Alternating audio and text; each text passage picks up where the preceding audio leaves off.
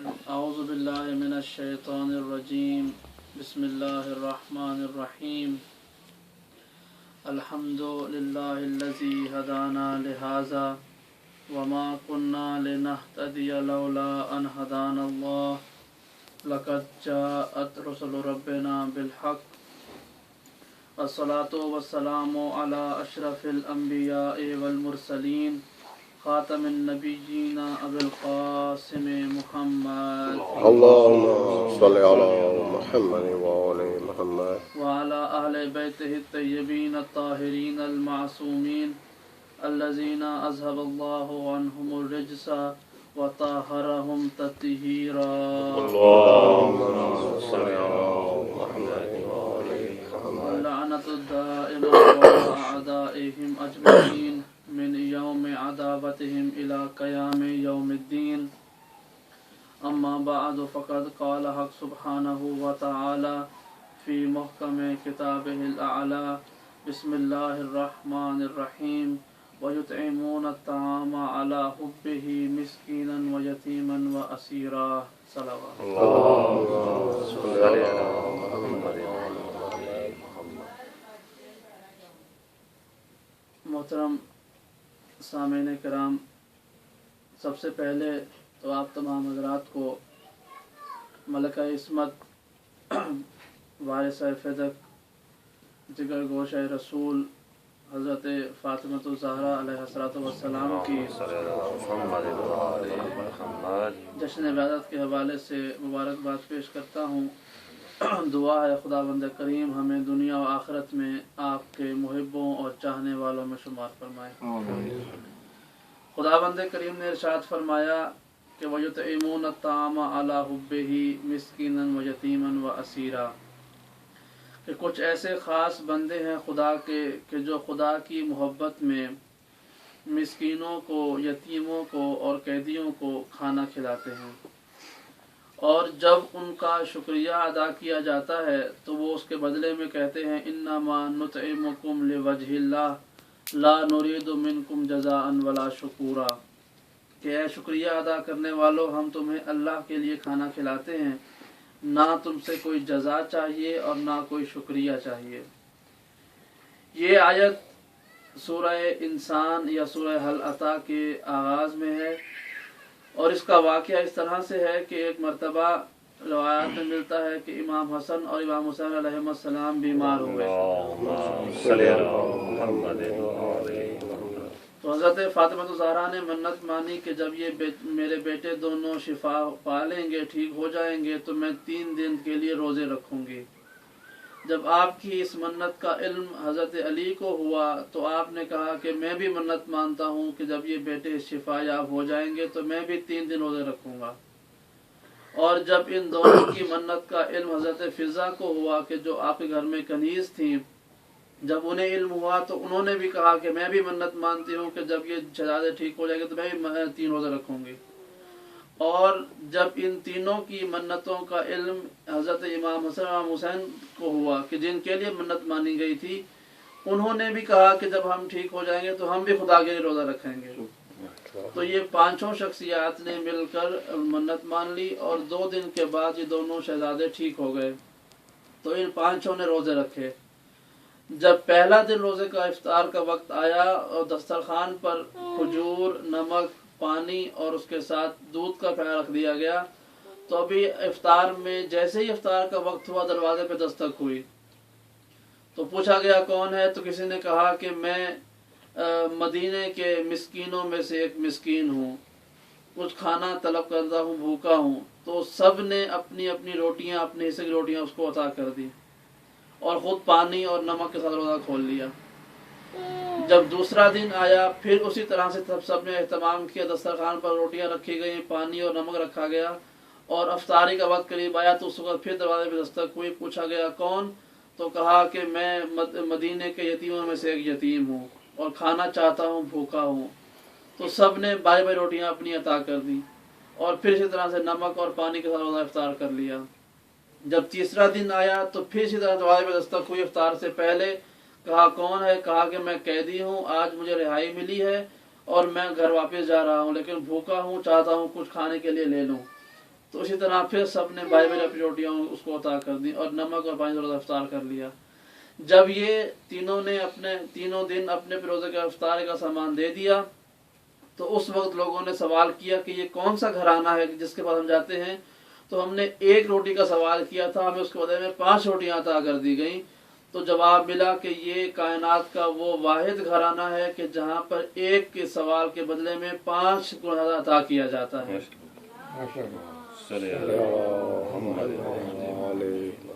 और खुदाबंद करीम ने इस खानदान का तारुफ कराया कि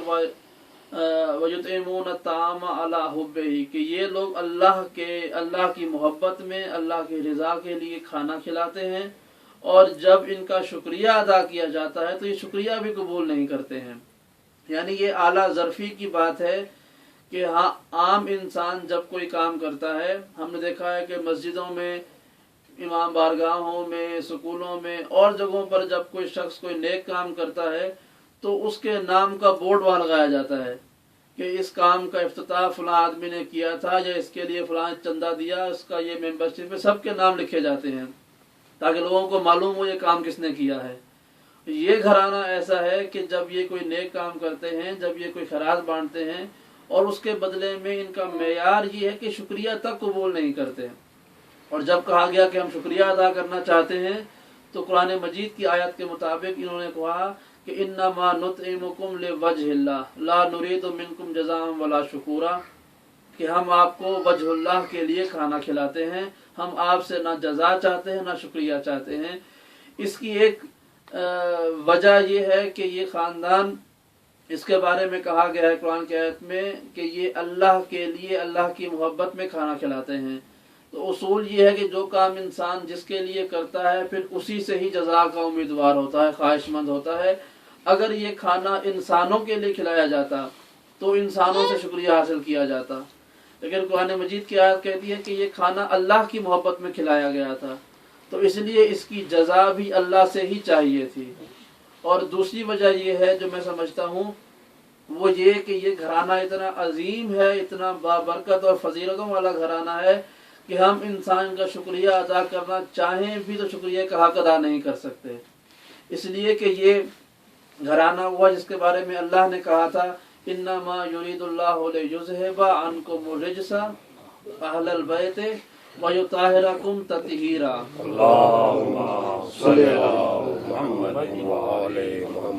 परवरदिगार ये चाहता है कि अहले बैत नबी आपसे रिज्स को दूर रखे और इस तरह से आपको पाक रखे जैसे पाक रखने का हक है। यानी ये हक मैं और आप अदा नहीं कर सकते, ये हक सिर्फ परवरदिगार की ज़ात ही अदा कर सकती है। तो ये एक छोटी सी मिसाल थी इस खानदान की अजमत और इसकी सखावत के बारे में। और सखावत और करीम होना, यानी सखी होना और करीम होना, इन दोनों में फ़र्क है। आम तौर पर दोनों का मतलब एक ही लिया जाता है कि जो शख्स किसी की हाजत पूरी कर दे उसे कहते हैं कि ये सखी है, करीम है। लेकिन इन दोनों में फ़र्क ये है कि हमारे यहाँ इस ख़ानदान को अहले बैत अलैहिस्सलाम के ख़ानदान को सखी नहीं कहते बल्कि करीम कहते हैं। हम दुआओं में भी, ज़ियारतों में भी इन्हें करीम कहते हैं, सखी नहीं कहते हैं। इसलिए कि सखी वो होता है कि जो किसी की हाजत को तब पूरा करता है जब उसकी अपनी हाजत पूरी हो चुकी होती है। यानी वो पहले अपना इंतज़ाम पूरा करता है, उसके बाद दूसरे की हाजत पूरी करता है। और करीम लोग वो होते हैं कि जो पहले दूसरे की हाजत पूरी करते हैं, उसके बाद अपना ख्याल करते हैं। यानी वो ये नहीं देखते कि हमारे घर में खाने का कुछ है या नहीं है, हमारी ज़रूरत का सामान है या नहीं है, नहीं, वो पहले सवाल करने वाले के सवाल का जवाब देते हैं, उसके बाद देखते हैं कि हमारे लिए क्या बचा है। एक मर्तबा हातिम ताई का बेटा इमाम हसन मुश्तबा के पास आया था और उसने कहा कि मेरा वालिद हातिम मुसलमान नहीं था, लेकिन इतना बड़ा सखी था कि उसके घर के 40 दरवाजे थे और अगर एक ही शख्स उन 40 दरवाजों से बार बार आता था तो वो हातिम ताई उसको बार बार देता था। कहा इतना बड़ा सखी था। तो इमाम हसन ने मुस्कुरा के कहा कि मेरे वालिद अली के घर का एक ही दरवाजा था اور وہ ایک ہی دفعہ آنے پر ایک شخص کو اتنا دے دیتے تھے کہ اس کو بار بار آنے کی ضرورت نہیں پڑتی تھی۔ کہا کہ کریم وہ ہوتا ہے کہ جو ایک ہی دفعہ میں اتنا دے دے کہ اس مانگنے والے کو 40 دفعہ دوبارہ سوال نہ کرنا پڑے۔ اور یہ حضرت فضا جن کا تعارف میں نے ابھی ذکر کیا، اس آیت میں ان کا ذکر شامل ہے، وہ خداوند کریم کی ایک منتخب شدہ کنیز تھی کہ حبشہ کی ملکہ شہزادی تھی وہ، اور ملکہ تھیں، اور وہ وہاں اس حکومت کو، سلطنت کو چھوڑ کر خود قیدیوں کے ساتھ قیدی بن کر مدینے آ گئیں اور یہاں آ کر حضرت فاطمہ کی خدمت میں کنیزی کرنے لگی۔ اس کنیزی کا اجر، اس قربانی کا اجر اللہ نے ان کو اس طرح سے دیا کہ ان کو اللہ نے وہ علم دے دیا تھا کہ وہ جس لوہے کو چاہتی وہ سونا بنا سکتی تھی۔ ان کے پاس وہ علم تھا، وہ کیمیا تھا کہ وہ جس دھات کو آپس میں ملا کر چاہتی تو وہ لوہے کو سونا بنا لیتی تھی۔ لیکن کمال کی بات یہ ہے کہ اس علم کا مظاہرہ آپ نے تب کیا کہ جب کسی ضرورت مند کی ضرورت کو پورا کرنے کا وقت آیا۔ کبھی انہوں نے اپنی ذات کے لیے اس کا استعمال نہیں کیا۔ ایک مرتبہ ایک صحرا سے گزر رہی تھی، کچھ قبیلے کے لوگ ملنے کے لیے آئے تو ان سے ملاقات کے لیے وہ ایک صحرا کی طرف چلی، تو وہاں پہ دیکھا کہ ایک شخص بہت غریب ہے، پریشان ہے، بھوک و پیاس سے تنگ ہے اور گریا کر رہا ہے، رو رہا ہے ایک جھاڑ کے پاس بیٹھا ہوا۔ تو پوچھوایا اس سے کہ پوچھ کے آؤ یہ کون ہے اور کیوں پریشان ہے؟ تو اس نے کہا کہ میرے گھر میں 4 یا 5 بیٹیاں ہیں، ان کی شادیاں کرنے کا وقت قریب آ چکا ہے،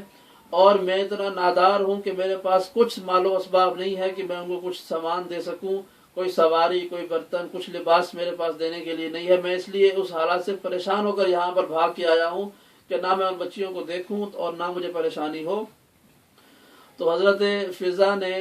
اپنے وہ جو رشتہ دار ملنے آئے تھے ان میں سب مردوں کی تلواریں ان سے لے لی، تلواریں جو ہیں وہ دھات لوہے کی بنی ہوتی ہیں، وہ سب ان سے لے لی اور اپنی چادر ان کے اوپر ڈال دی، اور اس کے بعد وہ دعائیں، وہ عمل جو آپ کو بتایا گیا تھا، آپ نے اس کو پڑھا، اس کو انجام دیا۔ تو کچھ لمحے کے بعد وہ سب تلواریں، کچھ روایتوں میں ملتا ہے کہ 40 تلواریں تھیں، وہ سب کی سب سونے میں تبدیل ہو گئیں، اور آپ نے وہ سب تلواریں اس غریب آدمی کو دے دی اور کہا کہ یہ لے جاؤ۔ تو اس نے کہا کہ آپ کون ہیں؟ میں کیا کہوں گا کہ میں نے یہ مال کہاں سے لیا ہے؟ اب دیکھیے کمال کی بات ہے، وہ چاہتی تو کہہ دیتی تھی کہ ہاں کہہ دینا کہ میں نے فضا سے لیا ہے۔ کہا کہ نہیں، کہا پوچھیں وہ کس نے دیا ہے؟ تو کہنا کہ وہ جو مدینے میں ایک نبی رہتا ہے محمد مصطفیٰ، میں اس کے گھر پہ گیا تھا اور وہاں ان کے گھر والوں نے مجھے بغیر مانگے ہوئے یہ سب کچھ دے دیا ہے۔ یعنی یہ کریمی کی حد ہے جو ہمارے اور آپ کے ذہنوں میں آ سکتی ہے۔ اور اسی طرح سے دعوت کا آغاز، چونکہ آج دسترخوان ہے امام حسن مجتبیٰ کا، میں چاہتا ہوں کچھ جملے آپ کو اس کا ہسٹری بتا دوں، اس کی تاریخ میں یہ کیا تھا۔ اس کا آغاز جو ہے وہ اس خاندان کی ایک تاریخ ہے، ایک روایت ہے کہ جب حضرت رسول خدا اس دنیا میں تشریف لائے، آپ کی ولادت ہوئی، تو روایات کے مطابق حضرت ابو طالب نے 40 دن تک آپ کے عقیقے کا گوشت مکے والوں کو کھلایا تھا۔ یعنی 40 دن تک صبح و شام آپ نے اپنا دسترخوان سجایا تھا کہ جو بھی آگے کھانا چاہے اس میں سے کھا سکتا ہے، اس لیے کہ پروردگار نے میرے بھائی عبداللہ کے یہاں بیٹے محمد کو پیدا فرمایا ہے۔ یہ خوشی کی حد تھی کہ لوگ سمجھتے ہیں جناب ابو طالب شاید کوئی غریب آدمی رہے ہوں گے، نہیں، ایسی بات نہیں ہے کہ جو شخص اپنے بھتیجے کی ولادت کے موقع پر 40 دن تک سینکڑوں اونٹ ذبح کر کے صرف خوشی منا سکتا ہے تو وہ شخص غریب نہیں ہو سکتا۔ تو یہ ایک آغاز تھا اسلام کی، سب سے پہلی دعوت جو تھی حضرت ابو طالب نے کی تھی، یعنی آپ کا دسترخوان جو ہے وہ 40 دن تک قائم رہا تھا، اور اس کی وجہ یہ تھی کہ رسول اللہ اس دنیا میں تشریف لائے تھے۔ پھر اس کے بعد کمال کی بات یہ ہے کہ جب مولا کائنات تشریف لائے، اس دنیا میں آپ کا ظہور ہوا، آپ تشریف لائے، تو اس کے بعد رسول اکرم نے یہ انجام دیا کہ انہوں نے بھی 40 دن تک مکے والوں کو اور اس کے آس پاس رہنے والوں کو کھانا کھلایا، اس لیے کہ پروردگار نے ان کے بھائی علی کو دنیا میں بھیج دیا تھا۔ اور اس طرح ابھی جو روایت میں نے آپ کو سامنے بیان کی حضرت فاطمہ کے روزہ رکھنے والی، اب حضرت امام حسن کا دسترخوان جو ہے وہ ساری دنیا میں معروف ہے۔ اس کی تاریخ یہ ہے کہ جب حضرت علی علیہ السلام کی حکومت تھی کوفے میں، ظاہری طور پر بھی وہ حاکم بن چکے تھے، تو کوفے میں آپ کا گھر تھا، اور لوگ جو ہیں وہ آپ کو خمس کا مال، باقی مال، تحفے تحائف دیا کرتے تھے، اور ظاہر ہے آپ حاکم وقت تھے تو اسلامی قوانین کے مطابق آپ کا اور آپ کے بچوں کا حصہ زیادہ بنتا تھا۔ تو وہ سارا مال جو ہے وہ حضرت امام حسن مجتبیٰ اس سارے مال کو جمع کر کے آپ نے ایک دسترخوان کا اہتمام کیا تھا۔ دسترخوان یہ تھا کہ آپ نے اپنے گھر کے باہر جو کہ مسجد میں تھا، مسجد کے صحن میں آپ نے دسترخوان لگا دیا تھا، وہاں پر آپ نے قریبی جانور ذبح کیے، بکریاں اونٹ وغیرہ، اور وہاں پہ کھانا بناتے تھے، اور بغیر سوال و جواب کے، بغیر تفریق کے، کوئی مسلمان ہے یا غیر مسلم ہے، وہ آپ کا مومن ہے یا منافق ہے، وہ مسلمان تھا یا غیر مسلم تھا، جو کوئی بھی تھا، آپ نے اس کے لیے کھانا وہاں پر عام رکھا کہ جو بھی آ کے کھانا چاہے وہ کھا لے۔ تو یہ جتنی دیر تک، تقریباً 4 سال تک آپ کوفے میں مقیم رہے، اور آپ نے وہاں پر یہ دسترخوان سجایا۔ ایک مرتبہ ایسا ہوا کہ ایک شخص کسی اور شہر سے آ رہا تھا، غالباً مصر سے آ رہا تھا، تو اس نے آتے ہوئے دسترخوان پر کھانا کھایا، اور دسترخوان پر کھانا کھانے کے بعد اس نے کچھ کھانا اپنے لباس میں چھپا لیا، کچھ روٹیاں، کچھ سالن اس نے اپنے لباس میں چھپا لیا اور لے جانے لگا۔ تو امام حسن نے پوچھا کہ کیا تم اپنے گھر والوں کے لیے کھانا لے کے جا رہے ہو؟ تو چھپانے کی ضرورت نہیں ہے، ہمیں کہو، ہم تمہیں الگ سے کھانا ان کے لیے دے دیں۔ تو اس نے کہا کہ نہیں، میں ہرگز چھپا کے اپنے گھر والوں کے لیے نہیں لے کے جا رہا، بلکہ جب میں آ رہا تھا یہاں پر تو میں نے دیکھا کہ یہاں پر قریب ایک باغ تھا، اور اس باغ میں ایک بوڑھا شخص جو ہے وہ کام کر رہا تھا۔ تو جب میں اس کے پاس سے گزرا تو اس کے پاس ایک سوکھی ہوئی روٹی رکھی ہوئی تھی، اور اس روٹی کو وہ پانی میں بھگو کے گیلا کرتا اور وہ توڑ کے کھاتا تھا۔ تو میں نے چاہا کہ میں جا رہا ہوں تو یہ بہترین لذیذ کھانا جو میں نے کھایا ہے میں اس آدمی کے لیے لے جاؤں، تو یہ میں اس کے لیے لے کے جا رہا ہوں، اپنے گھر والوں کے لیے نہیں لے کے جا رہا۔ تو امام حسن مجتبیٰ نے مسکرا کے کہا کہ اے کھانا لے جانے والے، تم جانتے ہو وہ شخص کون ہے، اور تم جانتے ہو کہ میں کون ہوں؟ کہا کہ نہیں۔ کہا کہ میرا نام ہے حسن ابن علی، اور جس شخص کے لیے تم کھانا لے جا رہے ہو وہ میرے والد علی امیر المومنین علیہ السلام۔ کہا کہ وہ امیر المومنین ہے، وہ میرے والد ہیں، انہی کی نظر و نیاز سے یہ سب دسترخوان سجایا ہوا ہے۔ یہ کھانا جو ہے ان کے لیے نہ لے کے جاؤ، اپنے گھر والوں کے لے جاؤ تو لے جاؤ، ان کے لیے ضرورت نہیں ہے، وہ یہ کھانا نہیں کھائیں گے۔ تو اس نے حیران ہو کر سوال کیا کہ یہ کیا وجہ ہے کہ خود تو وہ سوکھی ہوئی روٹی کھا رہے ہیں، اور یہاں پر وہ آپ نے جو ہے وہ لوگوں کے لیے اتنا عالیشان کھانا کا انتظام کیا ہوا ہے۔ تو امام نے فرمایا کہ یہ وہ جو کھانا کھا رہے ہیں وہ اپنے مال کے حصے سے کھا رہے ہیں، اور یہ جو کھانا ہم کھلا رہے ہیں یہ بیت المال کا مال ہے، اور میرے والد یعنی میرے مومنین کا کہنا یہ ہے کہ میں اتنا ہی کھانا کھاتا ہوں جتنا میری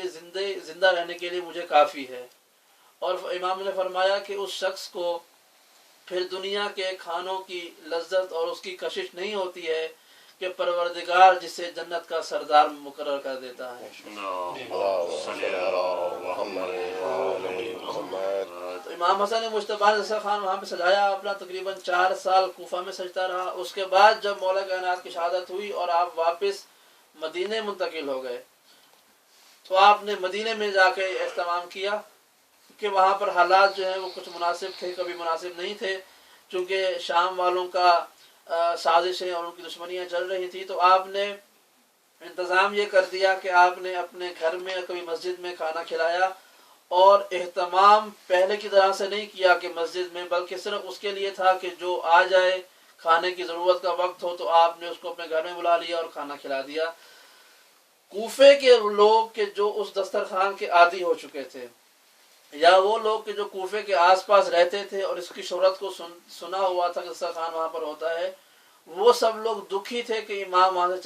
چلے گئے ہیں اور ان کا دسترخوان اب نہیں لگتا ہے۔ تو کسی نے امام کے پاس ایک قاصد کو بھیجا کہ امام سب لوگ جو ہیں وہ آپ کو یاد کرتے ہیں اور آپ کے اس نظر کے اس برکت والے کھانے کو یاد کرتے ہیں۔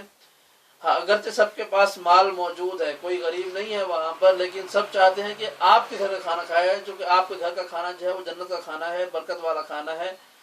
تو امام نے ایک روایت کے مطابق ایک بکری کو یا ایک دمبے کو اس شخص کو دے دیا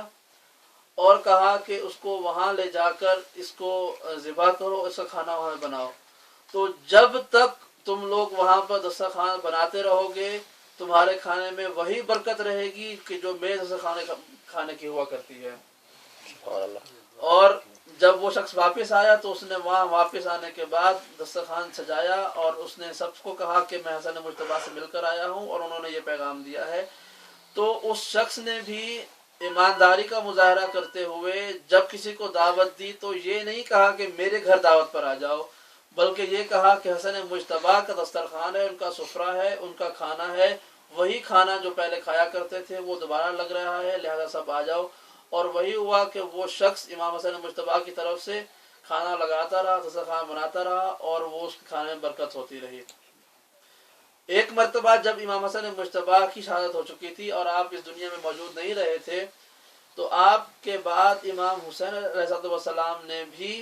اپنے گھر آنے والوں کو، اپنے دوستوں کو اور وہ لوگ جو ضرورت مند ہوا کرتے تھے انہیں آپ نے اپنے خاندانی روایات کے مطابق کھانا کھلایا، ان کی مدد کی، خیرات دی ان کو۔ اور ہر دفعہ جب بھی کسی نے سوال کیا کہ تم کون ہو اور یہ کھانا کس لیے کھلایا جا رہا ہے تو امام نے کہا کہ یہ میرے بھائی حسن مجتبیٰ کی شروع کردہ روایت ہے اور تم یوں سمجھو کہ حسن مجتبیٰ کے دسترخوان ان کے سفرے پر کھانا کھا رہے ہو۔ یہ روایتیں، یہ سلسلہ چلتا رہا کہ ہر امام نے اپنے اپنے زمانے میں امام حسن مجتبیٰ کی اس قائم کردہ روایت کو آگے بڑھایا اور اپنے علاقے میں، اپنے شہر میں جہاں پر وہ رہا کرتے تھے وہاں کے لوگوں کے لیے اور ضرورت مندوں کے لیے انہوں نے وہاں کھانے کا اہتمام کیا۔ روایات میں ملتا ہے یہاں تک کہ جب ہمارے ساتویں امام موسیٰ کاظم علیہ السلام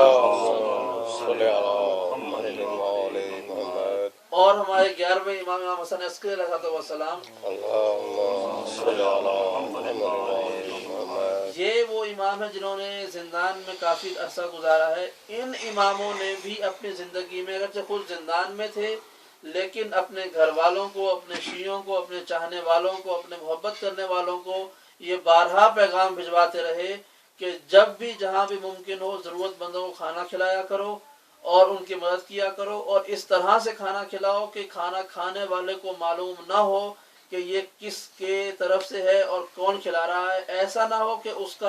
اس کی عزت نفس پر حرف آ جائے اور وہ شرمندہ ہو جائے، اور اگر کوئی سوال کرے کہ یہ دسترخوان، یہ سفرہ کس کی طرف سے ہے تو انہوں نے فرمایا کہ کہہ دینا کہ وہ جو مدینے اور کوفے میں حسن مجتبیٰ نے کام شروع کیا تھا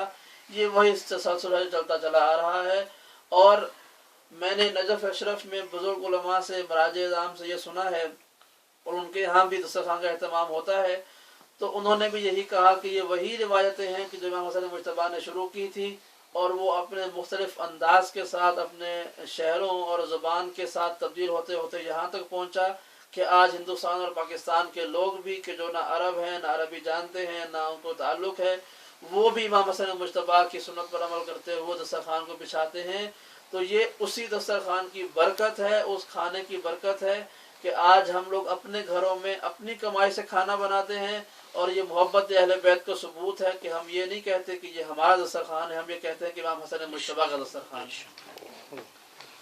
اور آج ایک اور مناسبت بھی ہے، حضرت فاطمہ الزہرا سلام اللہ علیہا کی ولادت کے حوالے سے اس بارے میں 2 جملے میں چاہتا ہوں کہ آپ کے سامنے بیان کر دوں تاکہ ہماری زبانیں اور ہماری سماعتیں جو ہیں وہ معطر ہو جائیں۔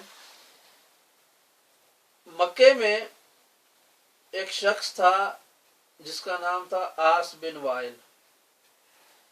عاص بن وائل ایک مشرک تھا، کافر تھا اور دشمن رسول تھا، دشمن خدا تھا۔ اس نے ایک مرتبہ کچھ لوگوں کے درمیان میں بیٹھ کر یہ بات کی کہ دیکھو محمد مصطفیٰ کے دین سے گھبرانے کی ضرورت نہیں ہے، یہ ہمارے بتوں کو برا بلا کہتا ہے، یہ ہمیں برا بلا کہتا ہے، کہنے دو، اس کو گھبراؤ نہیں، اس لیے کہ اس کی اولاد نہیں ہے، اور اس کی اولاد نہیں ہے، اس کے بعد کوئی اس کا دین بچانے والا ہوگا ہی نہیں، کوئی وارث ہی نہیں ہوگا، تو جب محمد مصطفیٰ مر جائیں گے، فوت ہو جائیں گے تو اس کا دین بھی اس کے ساتھ مر جائے گا، کوئی وارث ہی نہیں ہے۔ تو جب یہ اطلاع رسول اللہ کو سنی اور آپ نے سنی اس بات کو تو آپ دکھی ہوئے، آپ غمگین ہوئے۔ یاد رکھیں کہ اس سے پہلے رسول اللہ کو لوگوں نے جادوگر بھی کہا، لوگوں نے دیوانہ بھی کہا، شاعر بھی کہا، پاگل بھی کہا، پتہ نہیں کیا کچھ کہا، لیکن آپ نے ہمیشہ ہر بات کا جواب مسکرا کے دیا۔ آپ ہنستے رہے مسکراتے رہے، کوئی بات نہیں، لوگ نہیں جانتے، کوئی بات نہیں، جان جائیں گے، کسی بات پر ناراض نہیں ہوئے، پریشان نہیں ہوئے، دکھی نہیں ہوئے۔ لیکن جب اس شخص نے عاص بن وائل نے بے اولادی کا طعنہ دیا تو رحمت للعالمین جو ہیں وہ پریشان ہوئے، غمگین ہوئے، آپ کے دل پہ صدمہ ہوا اور آپ پریشان ہوئے کہ میری اولاد نہیں ہے۔ جب آپ پریشان ہوئے تو آپ نے اللہ کے حضور دعا کی کہ اے پروردگار، انہوں نے مجھے جادوگر کہا، انہوں نے مجھے شاعر کہا، پاگل کہا، دیوانہ کہا، میں سب سنتا رہا، کوئی بات نہیں کہ میں اپنے عمل سے ثابت کر دوں گا کہ میں شاعر نہیں ہوں، میں جادوگر نہیں ہوں، میں پاگل نہیں ہوں، لیکن بے اولادی کا طعنہ جو ہے اس کا جواب صرف تو ہی دے سکتا ہے، کیونکہ اولاد تیرے ہاتھ میں ہے، تو ہی دے سکتا ہے۔ تو جب یہ دعا کی تو اس کے بعد پروردگار نے آیت نازل کی، بسم اللہ الرحمن الرحیم، انا اعطیناک الکوثر فصل لربک وانحر ان شانئک هو الابتر، کہ اے میرے حبیب آپ گھبرائیں نہیں، ہم نے آپ کو کوثر عطا کیا ہے، بس آپ یہ کریں کہ اپنے پروردگار کے لیے تسبیح کریں اور قربانی دیں، آپ بے اولاد نہیں ہوں گے، آپ کا دشمن بے اولاد ہوگا۔ ابتر کہتے ہیں بے اولاد، جس کی نسل ختم ہو جائے، کہ آپ بے نسل نہیں ہوں گے، آپ کو دشمن بے نسل ہوگا۔ اس کے بعد اس آیت، اس سورت کے نازل ہونے کے بعد سرور کائنات نے اس سورت کی 3 آیتیں ہیں، ان کو لکھا اور خانہ کعبہ میں لٹکا دیا کہ دیکھو تمہارے سوال کا جواب اللہ نے اس سورہ کوثر کے نازل کر کے دیا ہے۔ اور جب حضرت فاطمہ زہرا سلام اللہ علیہ کی ولادت ہوئی تو اس کے بارے میں کہا جاتا ہے، روایت یہ ہے کہ حضرت خدیجہ سلام اللہ علیہ اپنے گھر میں اکیلی ہوا کرتی تھی اور لوگوں نے سنا کہ وہ اپنے آپ سے باتیں کرتی تھی، اکیلی بیٹھی ہوئی ہے کمرے میں اور باتوں کی آواز آ رہی ہے۔ تو کچھ عورتوں نے کہا کہ خدیجہ شاید آپ اس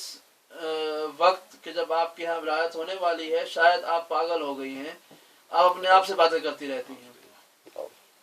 تو آپ نے کہا کہ کاش میں تمہیں سنا سکتی کہ میں کس سے باتیں کر رہی ہوں۔ پوچھا گیا کس سے باتیں کرتی رہتی، کمرے میں کوئی نہیں ہوتا،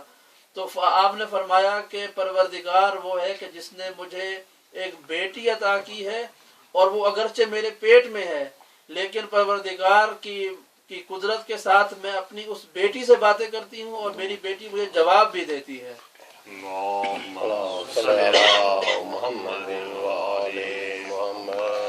تو حضرت فاطمہ الزہرا کا ایک لقب ہے محدثہ، محدثہ کہتے ہیں کلام کرنے والی کو۔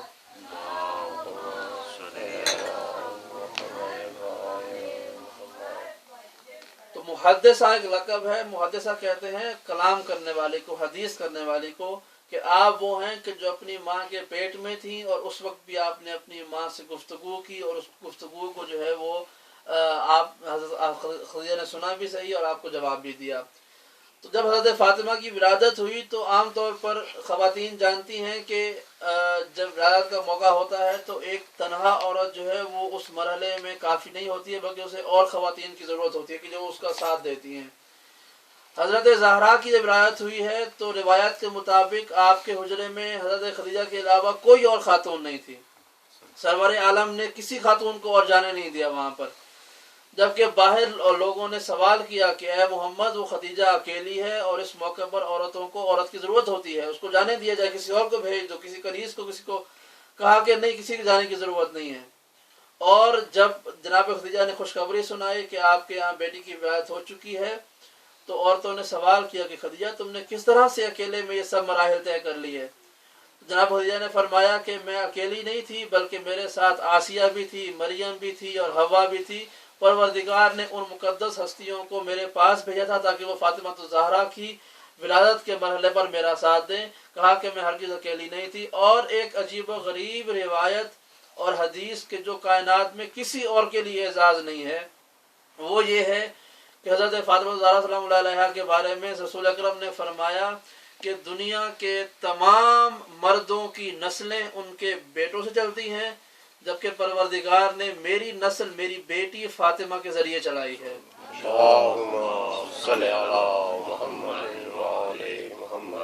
اور فرمایا کہ فاطمہ کے بیٹے یعنی حسن اور حسین یہ علی کے نہیں بلکہ مجھ محمد کے بیٹے ہیں اور یہ سلسلہ نبوت کی کڑیاں ہیں۔ فرق صرف یہ ہے کہ پروردگار نے اس سلسلے کو میری बीवियों की बजाय मेरी बेटी के सूब से जारी किया है। और आपके बारे में फरमाया कि फातिमा तो उम्मु अबीहा, फातिमा अपने बाप की माँ है। ये ऐसा अजीब व गरीब लक़ब है, ऐसा गैर मामूली लक़ब है कि जिसकी तशरीह आज तक मुमकिन नहीं हो सकी है कि उम्मु अबीहा का मतलब क्या होता है। अपने बाप की माँ, एक बेटी अपने बाप की माँ कैसे बन सकती है, इसकी हकीकी तफसीर तो सरवर कायनात खुद ही जानते हैं। लेकिन जो रिवायात हमारे पास पहुंची हैं उनमें यह मिलता है कि हज़रत ज़हरा ने अपनी कम सिनी के बावजूद, कम उम्री के बावजूद अपने बाबा रसूलुल्लाह का इस तरह से ख्याल रखा जिस तरह से एक माँ अपने बेटे का ख्याल रखती है। यानी बेटी होकर भी आपने अपने वालिद का ख्याल उनकी माँ की तरह से रखा है। और रहमत लिल आलमीन, बेटियां रहमत हुआ करती हैं। परवरदिगार ने बेटों को नेमत कहा है और बेटियों को रहमत कहा है। और सरवर कायनात रसूलुल्लाह को रहमत लिल आलमीन कहा है कि आप कायनात के लिए रहमत है। तो जनाब फातिमा उस हस्ती का नाम है कि जो रहमत लिल आलमीन के लिए भी रहमत बनकर दुनिया में आई थी। और सरवर कायनात ने अपनी सारी जिंदगी में ये असूल रखा कि आप जब भी घर से निकलते तो सबसे आखिर में जनाब फातिमा से रुखसत होते और जब वापस आते सबसे पहले आपको आके मिलते थे। और एक मरतबा बड़ी अजीब सी रिवायत है और ये आखिरी गुफ्तगू है, मैं बात ख़त्म करता हूँ कि एक मरतबा किसी खातून ने, आपकी ज़ौजा ने देखा कि आप हज़रत फ़ातिमा को बोसा भी दे रहे हैं, प्यार भी कर रहे हैं और साथ साथ आपके हाथों को सूंघ भी रहे हैं। किसी ने कहा कि अल्लाह के रसूल, ये प्यार करने का कौन सा अंदाज है कि आप फातिमा के हाथों को सूंघ रहे हैं, आप उसके चेहरे को सूंघ रहे हैं। आप प्यार कर लें, आप बोसा दे लें, चूम लें, लेकिन ये सूंघने की क्या वजह है?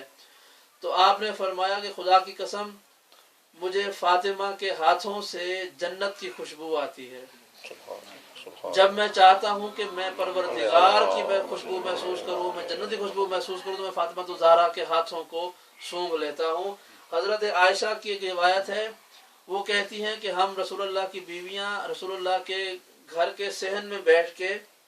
कपड़े सीती थी। शौकिया तौर पर, कोई काम करने का नहीं था, लिहाजा वक्त गुजारी करने के लिए हम कपड़े सिया करती थी आपस में दूसरे के लिए। तो कहा कि हम दिन के वक्त हम कपड़े सीती थी और अगर किसी के हाथ से कोई सुई गिर के गुम हो जाती थी, मट्टी में रेत में सुई गुम हो जाती थी दिन के वक्त, तो हम शाम के बाद फातिमा तो ज़हरा को ले आते थे, उनके चेहरे के नूर में हम वो गुम हुई सुई ढूंढ लिया करते थे। यानी परवरदिगार ने इस कदर नूर और नूरानी वजूद अता किया जनाब सैयदा को कि वो सुई के जो सूरज की रोशनी में भी नहीं मिलती थी, वो रात के अंधेरे में जनाब सैयदा के चेहरे मुबारक के नूर से लोग ढूंढ लिया करते थे। ये कमाल और ये नूरानियत उस ज़ात के लिए है जिसके बारे में परवरदिगार ने कहा कि मैंने फातिमा तो ज़हरा का नाम अपने नाम फातिरुस समावात वल अर्ज़ से निकाल कर फातिमा रखा है। और फातिमा इसलिए भी रखा है कि क़यामत के दिन ये अपने चाहने वालों को, अपने मुहिब्बों को, अपने दोस्तों को, अपने हुब्बदारों को ये जन्नत में ले कि जनाब सैयदा जन्नत के दरवाजे में अपने चाहने वालों का इस्तकबाल करेंगी। खुदावंद करीम से दुआ है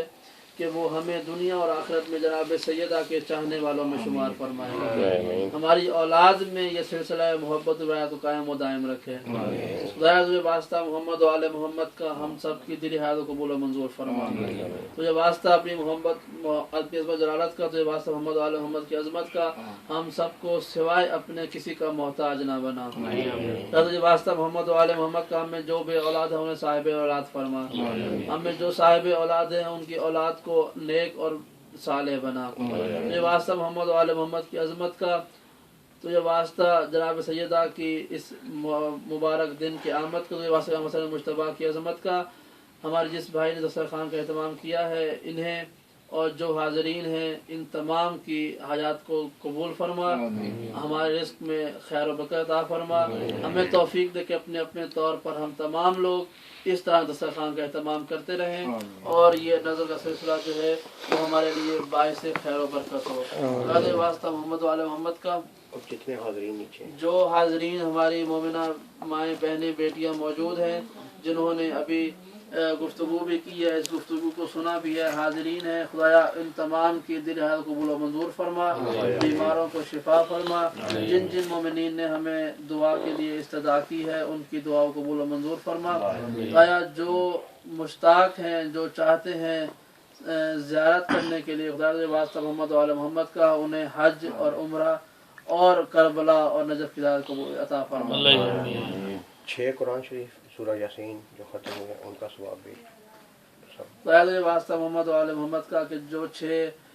कुरान मजीद और सूरह यासीन ख़त्म हुए हैं, जिन जिन लोगों ने पढ़े हैं, तिलावत की है, उनके एक एक लफ्ज़ का, एक एक हर्फ का अजर उन पढ़ने वालों को, सुनने वालों को, उनके घर वालों को, उनकी औलाद को, उनके मरहुमीन को, उनके बुजुर्गों में इस तरह से अता फरमा कि उन तमाम लोगों की जो परेशानियां हैं वो दूर हों और जो हाजात हैं वो मकबूल हों। खुदाया हमारे पास सिवाय मोहब्बत मोहम्मद वाले मोहम्मद कुछ नहीं है। खुदाया तुझे वास्ता अपनी अजमत जलालत का हमारी नस्लों में, हमारे दिलों में, हमारे किरदार में, हमारी दुनिया और आखिरत में इस मोहब्बत और इस विलायत के चिराग को रोशन फरमा। खुदाया तुझे वास्ता एक कोई शेख नाज़िम है वो बीमार है, अली है, एक रिलीजियस फिगर है, उनके लिए वास्ता बीमार करबला इमाम अलैहिस्सलाम का हमारे भाई शेख नाजिम जो बीमार हैं, उन्हें शिफाए कामिल अजल अता फरमा। अपनी आखिरी हुज्जत इमाम ज़माना का ज़हूर जल्द जल्द फरमा। हमें तौफीक दे कि इमाम के लश्कर में शामिल होकर अदल और इंसाफ के उस हुकूमत के क़याम में इमाम के साथी बन सकें। अल्लाहुम्मा कुल्ले वलिय्यिकल हुज्जत इब्नुल हसन सलवातुका अलैहि व अला आबाइहि फी हाज़िहि स्साअ व फी कुल्लि साअ वलिय्यन व हाफ़िज़न व क़ाइदन व नासिरन व दलीलन व ऐना हत्ता तुस्किनहु अर्ज़का तौआ व तुमत्तिअहु फ़ीहा तवीला बिरहमतिका या अरहमर राहिमीन बिहक़्क़ि मुहम्मदिन व आलिहि ताहिरीन।